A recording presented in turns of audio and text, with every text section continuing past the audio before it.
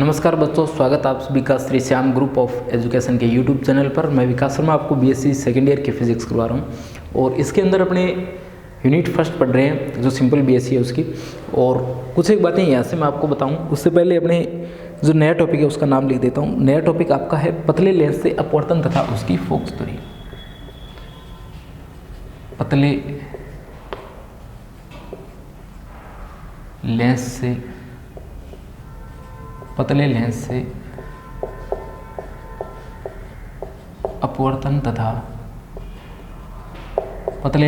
अपवर्तन तथा उसकी फोकस दूरी।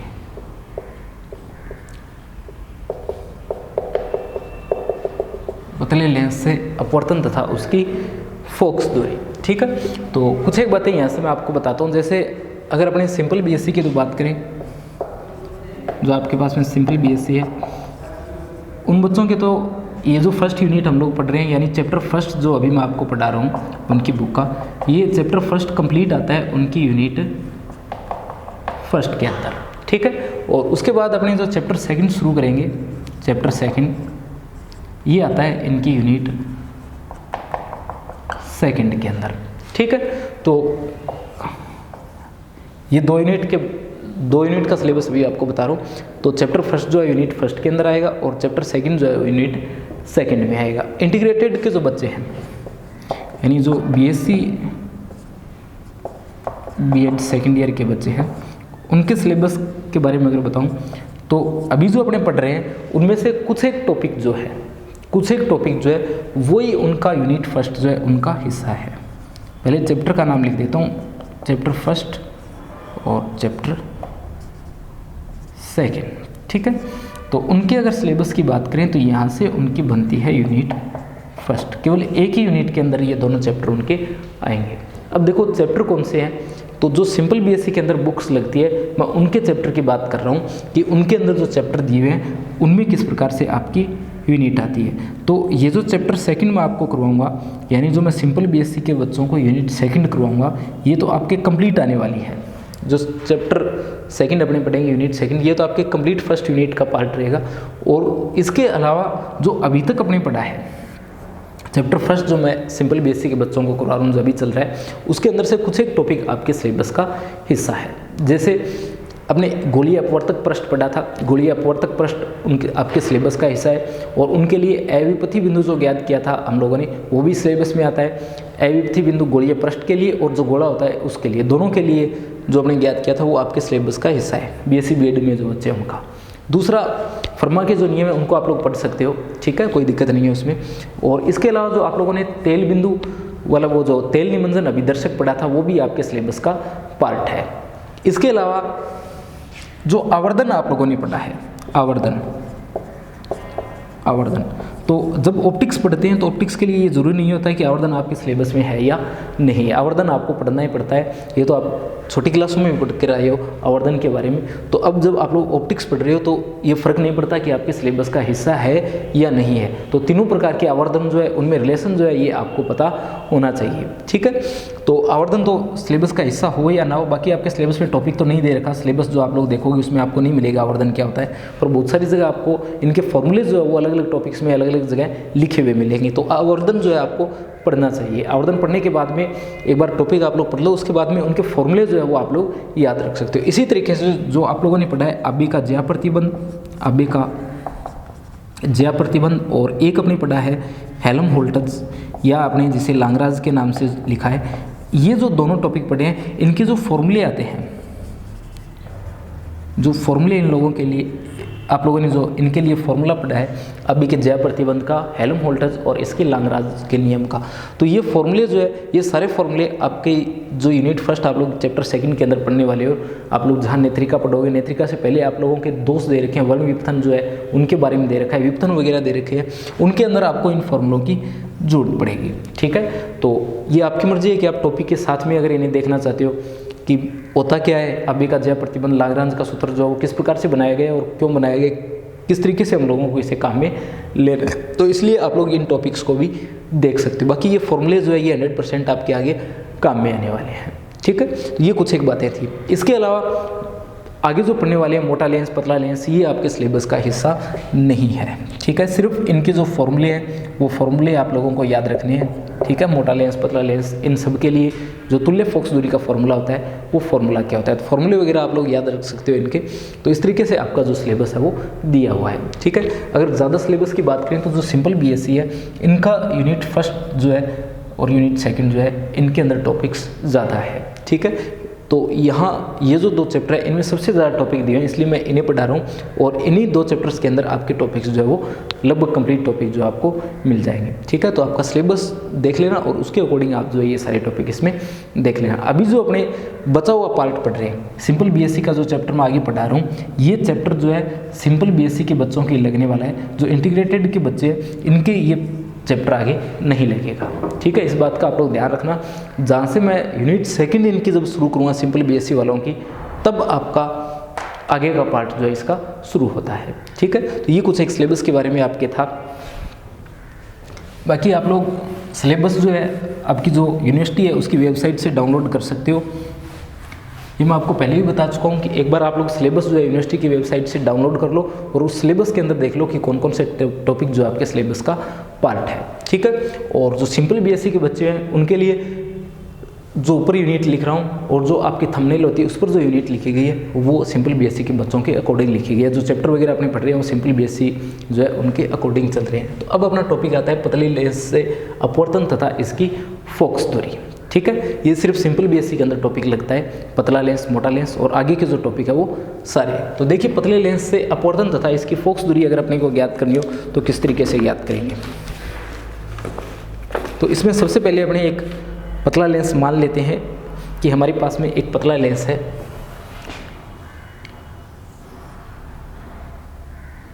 ये एक अपवर्तक पृष्ठ है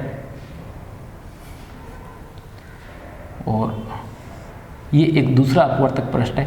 ये L, M और N और ये L, M' और N' 2 अपवर्तक पृष्ठ है और ये दोनों मिलकर के क्या बना रहे हैं, ये दोनों मिलकर के बना रहे हैं पतला लेंस, ठीक है। ये दोनों मिलकर के क्या बना रहे हैं, ये दोनों मिलकर के बना रहे हैं पतला लेंस। इस तरीके से इसका अपवर्तनांक जो है वो μ2 मान लेते हैं और बाहर की साइड जो अपवर्तनांक है वो दोनों तरफ मान लेते हैं कितना है, μ1 है। तो दोनों तरफ अपवर्तनांक μ1 है और अंदर जो इसका अपवर्तनांक है वो कितना है, μ2 है। और अपने क्या करते हैं, जो हम लोगों ने अक्ष बना रखा है, मुख्य अक्ष जो बना रखा है, पहले तो मैं इसका नाम लिखता हूँ मुख्य अक्ष का। ये आपके पास में इसका मुख्य अक्ष है x और x'। और इस मुख्य अक्ष पर यहाँ पर एक कोई बिंदुवत बिंब जो है वो रखा गया है। पॉइंट P जो है, इस पॉइंट P पर क्या किया गया है, एक बिंदुवत बिंब जो है हम लोगों ने रख दिया है। तो यहाँ से क्या होगा, यहाँ से एक प्रकाश की किरण चलेगी और जाकर के टकराएगी लेंस के LMN पृष्ठ से। यहाँ से प्रकाश की किरण टकराई जाएगी और जाकर के टकराएगी कहाँ, यहाँ से जाकर के टकराएगी सीधा LMN से, यहाँ से टकराएगी LMN से, ठीक है। इस तरीके से टकराएगी। टकराने के बाद में ये मुड़ने वाली है और ये मुड़ कर के कहाँ जाती, अगर ये दूसरा पृष्ठ नहीं होता तब ये सीधी जाती यहाँ, ठीक है। यानी P जो है, P से ये मुड़ने के बाद में सीधी कहाँ चली जाती, आगे चली जाती। और इस पॉइंट का नाम लिख देता हूँ मैं Q डैश पॉइंट जो है इस पर ये जाकर के सीधी टकराती।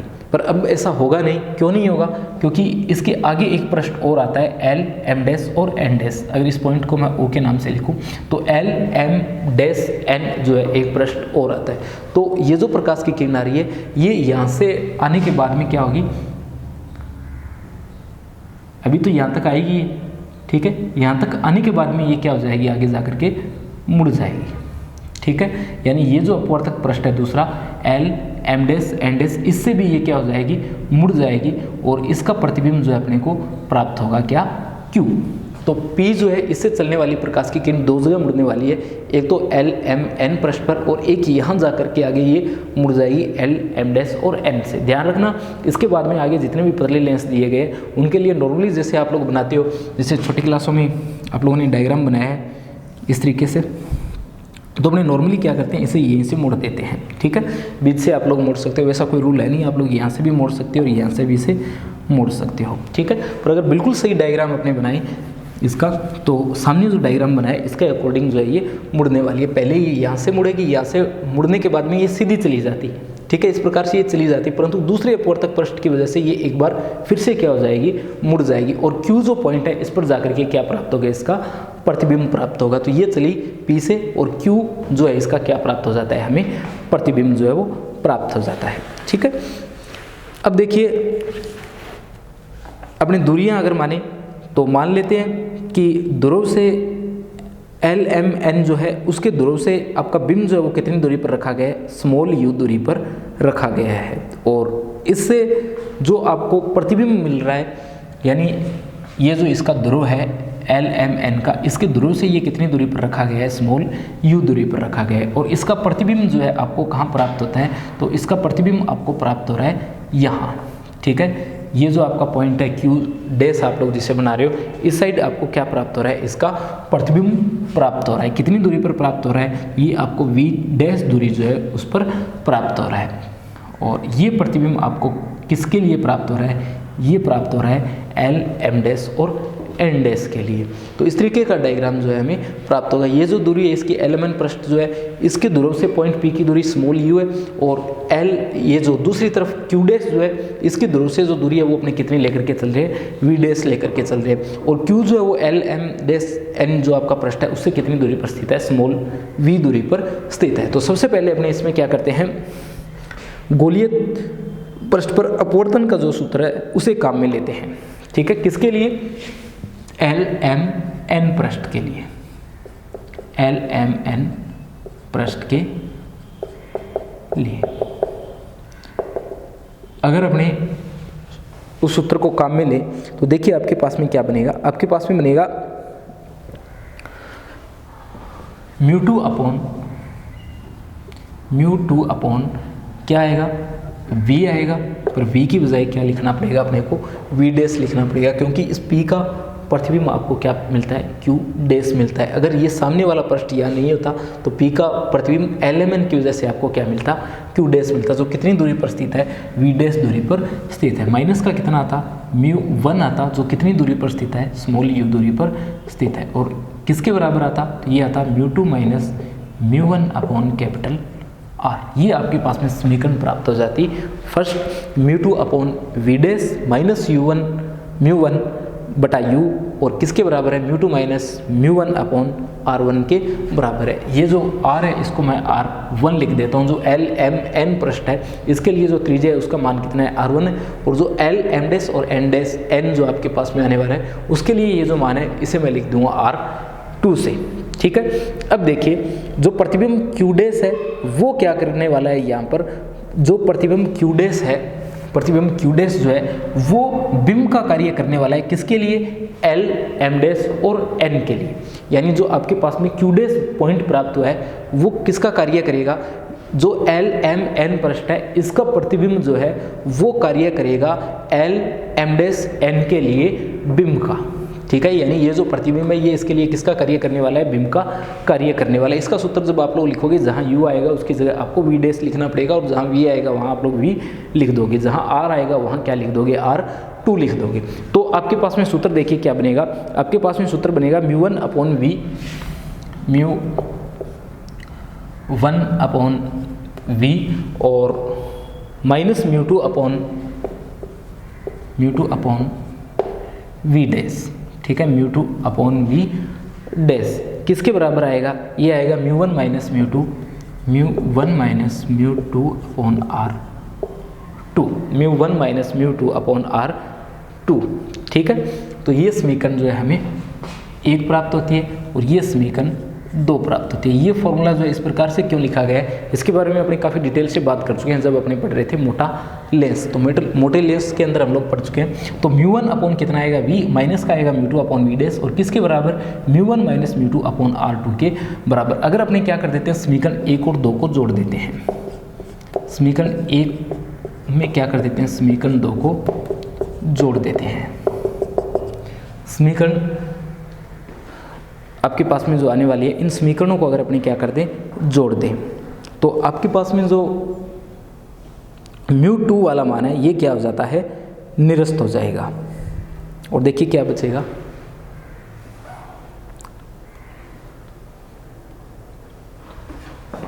अगर आप लोग इन्हें जोड़ देते हो तो आपके पास में ये वाला जो मान है, ये मान ये हो जाता है यहाँ से निरस्त, क्योंकि जोड़ रहे हैं, एक प्लस का है और एक किसका है, माइनस का। ये प्लस का है, ये माइनस का है, तो जैसे ही जोड़ोगे ये यहाँ से क्या हो जाएगा, निरस्त हो जाएगा।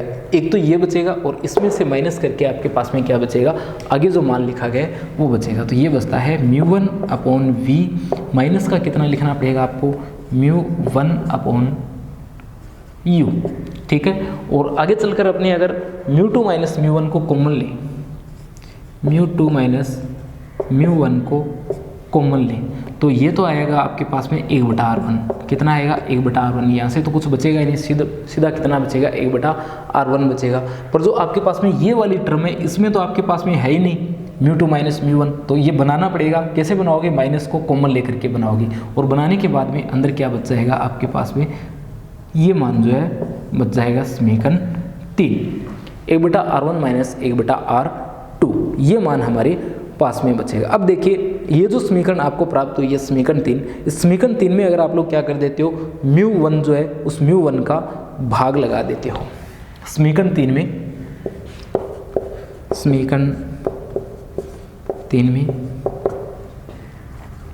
μ1 का भाग देने पर, ठीक है। अगर समीकरण 3 में आप लोग क्या कर देते हो, μ1 जो है उस μ1 का भाग लगा देते हो, तब देखिए आपके पास में क्या बचेगा, आपके पास में बचेगा, अगर यहाँ μ1 का भाग लगा देते हो तो बचेगा 1/v माइनस 1/u, ठीक है। यहाँ μ1 का भाग लगा रहे हो, मतलब μ2 अपॉन क्या कर रहे हो आप लोग, μ1 कर रहे हो, और यहाँ से 1 और यहाँ से आएगा आपके पास में 1/r1 माइनस 1/r2, ठीक है। ये मान जो है आपको यहाँ पर प्राप्त हो जाएगा। आपको क्या करना है, समीकरण 3 जो है, इस समीकरण 3 में किसका भाग लगा देना है, μ1 का भाग लगा देना है। μ1 का भाग लगाने पर ये समीकरण जो आपको यहाँ प्राप्त होगी। अब अपने क्या करेंगे, μ1 जो है, μ1 की जगह अपने मान लेंगे वायु रखी हुई है, वायु अगर होगी तो μ1 जो है वो कितना होगा, 1 होगा, और μ2 की जगह अगर कितना हो, म्यू हो, तो उसमें देखिए आपके पास में ये समीकरण जो है वो क्या बनती है, उसमें आपके पास में ये समीकरण बनती है 1/v माइनस 1/u, और किसके बराबर, तो μ1 की जगह तो आपने 1 रख दिया, ये बना μ2 माइनस का 1 और 1/r1 माइनस 1/r2। ये समीकरण आपको प्राप्त हो जाती है, समीकरण नंबर 4। इस समीकरण को आप लोग सीधा समीकरण 3 से भी प्राप्त कर सकते थे। सीधा समीकरण 3 से प्राप्त करने के लिए ये जो मान आप लोगों ने रखा है, ये मान सीधा समीकरण 3 में आप लोग रख सकते थे। μ1 की जगह अगर 1 रखते तो ये बनता 1/v माइनस 1/u। μ2 की जगह आपको क्या रखना है, म्यू, तो ये म्यू आ जाएगा, सीधा क्या आ जाएगा, यहाँ म्यू आ जाएगा, और एक μ1 की जगह क्या आ जाएगा, माइनस का 1 आ जाएगा, ठीक है। वैसे प्लस का 1 आ रहा है, माइनस पहले से है तो ये माइनस का 1 बना है। आगे जो लिखा गया है 1/r1 माइनस 1/r2, ये अपने सेम लिख देते हैं, ठीक है। या तो आप लोग इस प्रकार से सोल्व कर सकते हो कि μ1 का भाग देने पर, भाग देने के बाद में इस तरीके से टर्म्स जो आपके पास में आएगी, या फिर आप लोग सीधा इस सूत्र को लिख सकते हो। पर μ1 का भाग देने का मतलब ये हो गया, अगर दूसरी तरफ अपने वायु अगर नहीं रखी होती तो उसमें आपको फॉर्मूला जो है उसकी जरूरत पड़ती। तो ये जो समीकरण 4 है आपको प्राप्त हो जाती है 1/v minus 1/u equal mu minus 1, और ब्रैकेट के अंदर लिखा गया है 1/r1 माइनस 1/r2। अब देखिए, अगर अपना प्रतिबिंब जो है, अगर हमारा बिंब जो है वो कहाँ स्थित होता, अनंत पर स्थित होता। अगर बिंब कहाँ स्थित होता, अनंत पर स्थित होता, तो क्या होता, अगर प्रतिबिंब जो है, बिंब अनंत पर स्थित होता,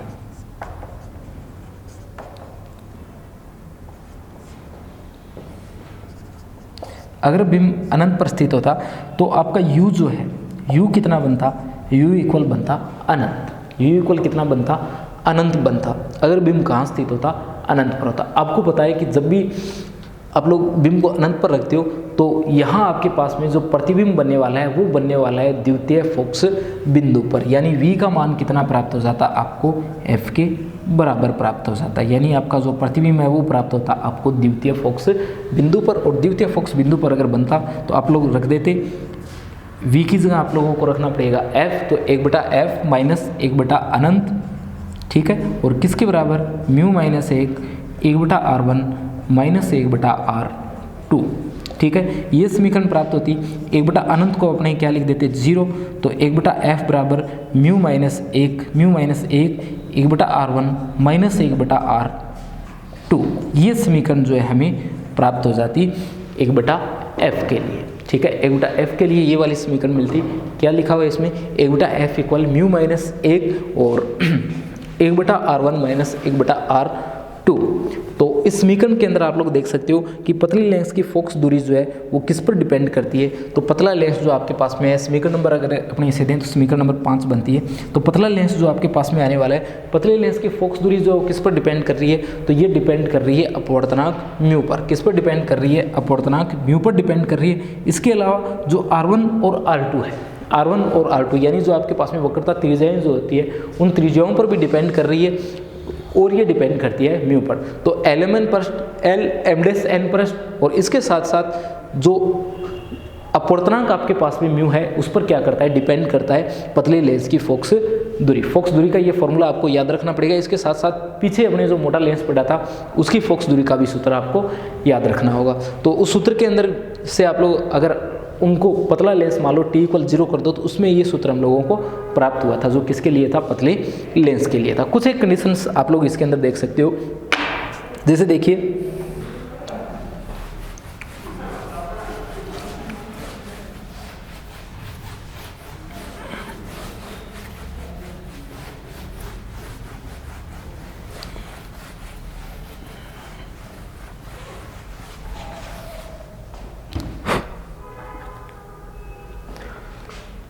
अब देखिए आपके पास में अगर उत्तल लेंस होता तब क्या होता। उत्तल लेंस के लिए, उत्तल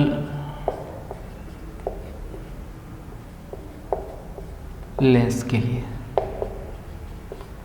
अगर अपने पास में उत्तल लेंस होता, तो अगर आपके पास में उत्तल लेंस होता है तो उसमें आपके पास में जो R1 मिलने वाला है आपको, R1 कैसा होता है, उत्तल लेंस के लिए R1 का मान होता है पॉजिटिव। कैसा होता है, पॉजिटिव होता है। और R2 का मान जो है वो कैसा होता है, तो R2 का मान होता है नेगेटिव। कौन से लेंस के लिए, उत्तल लेंस के लिए। ठीक है, तो ये जो आपके पास में मान है, इन मानों को आप लोग क्या कर दोगे, जो समीकरण 5 है उस समीकरण 5 के अंदर रख दोगे। ये समीकरण 5 आपके पास में तो ये बनेगा एक बटा एफ इक्वल म्यू माइनस 1 और ब्रैकेट के अंदर जो लिखा गया एक बटा R1 की जगह क्या लिखना है आपको, प्लस का R1, ठीक है, और माइनस एक बटा R2 को किसका लिखना है आपको, माइनस का लिखना है। R2 को कैसा लिखेंगे अपने, माइनस का लिखेंगे। अगर R2 को माइनस का लिखते हो तो आपके पास में एक बटा एफ बनता है उत्तल लेंस के लिए, एक बटा एफ इक्वल म्यू माइनस 1 और ये बनता है एक बटा R1 प्लस एक बटा R2। ठीक है, अगर इस फॉर्मूले को आप लोग काम में लेते हो, पतले लेंस के फॉर्मूले को किसके लिए काम में लेते हो, इस फॉर्मूले को अगर आप लोग काम में लेते हो उत्तल लेंस के लिए, तब आपके पास में ये फॉर्मूला बनता है एक बटा एफ इक्वल म्यू माइनस 1 और एक बटा R1 प्लस एक बटा R2। इसका मतलब हुआ कि जो उत्तल लेंस है, उत्तल लेंस है, उत्तल लेंस की फोकस दूरी, उत्तल लेंस की फोकस दूरी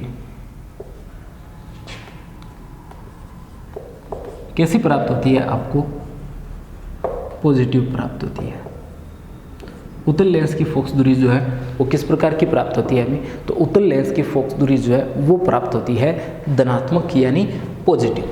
सेकंड केस देखिए, अगर आपके पास में ये लेंस होता अवतल, अगर कैसा लेंस होता है ये अवतल लेंस होता, तो उसमें देखिए फॉर्मूला जो आपके पास में क्या बनता, अवतल लेंस के लिए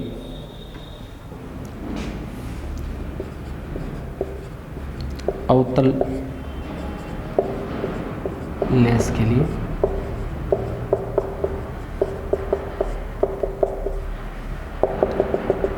तो देखिए आप लोग सिर्फ समीकरण 5 को याद रखोगे, बाकी सारी चीज़ें तो आपको पता है। उत्तल लेंस, अवतल लेंस, इन सब के लिए किसके लिए फोकस दूरी जो है धनात्मक होती है, किसके लिए ऋणात्मक होती है, किसके लिए किस प्रकार के मान जो R1 R2 जो है किसका पॉजिटिव होता है, किसका नेगेटिव होता है। तो समीकरण 5 में उत्तल लेंस, अवतल लेंस, समतलोत्तल लेंस, जिस भी प्रकार का लेंस होगा उसके लिए R1 R2 के मान जो आपको बस रखने होंगे। ठीक है, तो ये बस फॉर्मूला आपको याद रखना है समीकरण 5 में जो है वो फॉर्मूला, और समीकरण 5 वाले फॉर्मूले से ही आप लोग क्या कर दोगे, बाकी के फॉर्मूले बना लोगे। तो इसके लिए अवतल लेंस के लिए जब बात की जाती है तो R1 का मान जो है वो किस प्रकार का होता है, नेगेटिव होता है। R1 का मान कैसा होता है, नेगेटिव होता है। और R2 का मान जो है वो कैसा होता है, R2 का मान होता है पॉजिटिव। ठीक है, अगर इन मानों को आप लोग समीकरण 5 में रखते हो तो 1/f इक्वल म्यू माइनस का 1 और 1/R1, R1 की जगह रखना है आपको नेगेटिव R1 माइनस का 1 और प्लस क्या आएगा, R2 आएगा। ठीक है, ये फॉर्मूला यहाँ पर आपके पास में बनेगा। अब आप क्या करोगे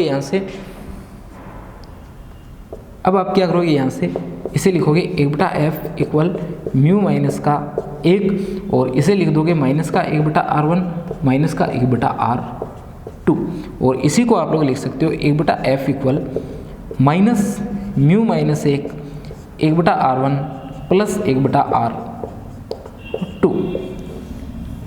ठीक है, ये फॉर्मूला जो है आपको प्राप्त हो जाता है किसके लिए, अवतल लेंस के लिए। अगर आपके पास में अवतल लेंस हो तो आपके पास में फोकस दूरी का सूत्र आता है 1/f इक्वल माइनस का म्यू माइनस 1 और 1/R1 प्लस 1/R2। ये फॉर्मूला किसके लिए प्राप्त होता है, आपको अवतल लेंस के लिए। इसका मतलब हुआ कि अवतल लेंस जो है, अवतल लेंस के लिए फोकस दूरी कैसी आती है, तो अवतल लेंस के लिए फोकस दूरी आती है ऋणात्मक, नेगेटिव। ठीक है, तो उत्तल लेंस के लिए फोकस दूरी धनात्मक आती है और अवतल लेंस के लिए फोकस दूरी का अगर फॉर्मूला निकाला जाए तो वो कैसा आता है, ऋणात्मक आता है। तीसरा केस देखिए, इसके अंदर अगर आपके पास में होता है ये समतलोत्तल लेंस,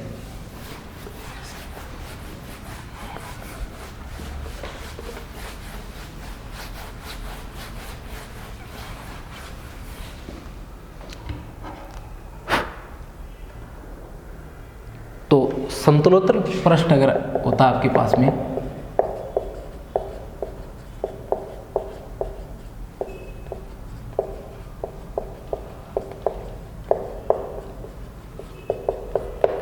अगर कैसा लेंस होता हमारे पास में, समतलोत्तल लेंस होता, तो उसमें देखिए, तो यहाँ दो पृष्ठ आपके पास में होते, एक तो होता समतल पृष्ठ।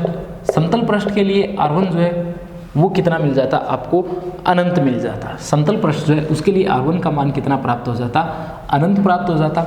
और उत्तल पृष्ठ के लिए, क्योंकि दूसरे वाला पृष्ठ उत्तल होता, उसके लिए R2 कितना आता आपके पास में, नेगेटिव आता। ठीक है, R1 का मान आपके पास में अनंत आता और R2 का मान जो आपको कैसा मिलता, अनंत मिलता, अगर कैसा पृष्ठ होता, समतलोत्तल पृष्ठ होता। ठीक है, तो इस कंडीशन में आपके पास में 1/f क्या बनता, 1/f इक्वल बनता म्यू माइनस का 1 और फॉर्मूले के अंदर मान रखो अगर 1 अनंत और माइनस 1/R2, किसका है ये, माइनस का, तो आपके पास में बनेगा 1/f इक्वल म्यू माइनस 1 और ये तो 0 माइनस और प्लस 1/R2। ठीक है, तो आपके पास में फॉर्मूला क्या बनता है, 1/f का फॉर्मूला बनता 1/f इक्वल म्यू माइनस का 1/R2, 1/f equal mu minus 1/R2। ये फॉर्मूला जो है आपको प्राप्त हो जाता है किसके लिए, ये फॉर्मूला प्राप्त होता आपको समतलोत्तल है भी, समतल प्लस उत्तल, समतलोत्तल लेंस के लिए। ठीक है, समतलोत्तल लेंस के लिए इस प्रकार का फॉर्मूला हमें प्राप्त होता। देखिए, समतलोत्तल लेंस के लिए ये जो समतल वाला पृष्ठ है, इसके लिए अपने R1 का मान कितना है, नेगेटिव है। नेगेटिव क्यों है, क्योंकि एक पृष्ठ तो बिल्कुल समतल ही हो गया। ठीक है, तो ये समतल है तो इसकी तो त्रिज्या होगी नहीं। ठीक है, अनंत पर जाकर के क्या प्राप्त होगी अपने को, इसका केंद्र प्राप्त होगा। ठीक है, इसलिए R1 का मान जो हम लोगों ने कितना रखा है, अनंत रखा है। दूसरा, उत्तल लेंस के लिए R1 का मान पॉजिटिव होता है, R2 का मान कैसा होता है, नेगेटिव होता है। ठीक है, अभी जो आपके पास में दूसरा पृष्ठ है, वो दूसरा पृष्ठ किस प्रकार का है, उत्तल पृष्ठ है। नाम में पता लग रहा है आपको, दूसरा पृष्ठ जो है वो कैसा है, उत्तल पृष्ठ है। तो उत्तल पृष्ठ के लिए आपके पास में R2 का मान जो है वो कैसा प्राप्त होता है, नेगेटिव प्राप्त होता है। ठीक है, तो R1 को अनंत रख दिया, R2 को नेगेटिव रख दिया, और ऐसा रखने के बाद में 1/f का मान कितना मिलता है, 1/f का मान मिलता है म्यू माइनस 1/R2। ठीक है, तो ये पतले लेंस के फोकस दूरी के सूत्र थे। बचा हुआ पार्ट नेक्स्ट वीडियो में देखेंगे।